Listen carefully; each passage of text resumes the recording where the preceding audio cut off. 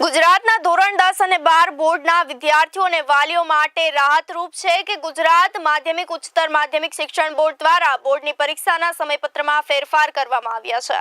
શિક્ષણ બોર્ડે અગાઉ ધોરણ 10 અને 12ની બોર્ડની પરીક્ષાનું જે ટાઈમ ટેબલ જાહેર કર્યું હતું તેમાં 4 માર્ચ 2026ના રોજ પેપરનું આયોજન કરવામાં આવ્યું હતું। જો કે આ દિવસે ધૂળેટીની જાહેર રજા હોવાથી વાલીઓ અને વિદ્યાર્થીઓમાં ભારે મૂંઝવણ પ્રવર્તી હતી। આ મામલે વિવાદ થતા શિક્ષણ બોર્ડે પોતાની ભૂલ સુધારી છે।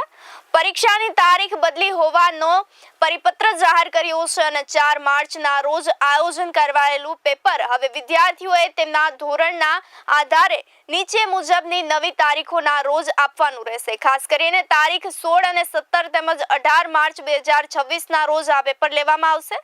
શિક્ષણ વિભાગે પરિપત્ર જાહેર કરી અને સ્પષ્ટ કહ્યું છે કે રજાના દિવસને ટાળી અને વિદ્યાર્થીઓના હિતમાં આ નિર્ણય લેવામાં આવ્યો છે। તમામ વિદ્યાર્થીઓ અને વાલીઓ નવી તારીખની ખાસ નોંધ લે તે માટે સૂચન કરવામાં આવ્યું છે। આ નિર્ણયથી લાખો વિદ્યાર્થીઓને ધૂળેટીની રજામાં પરીક્ષા આપવાના બોજમાંથી મુક્તિ મળી રહેશે।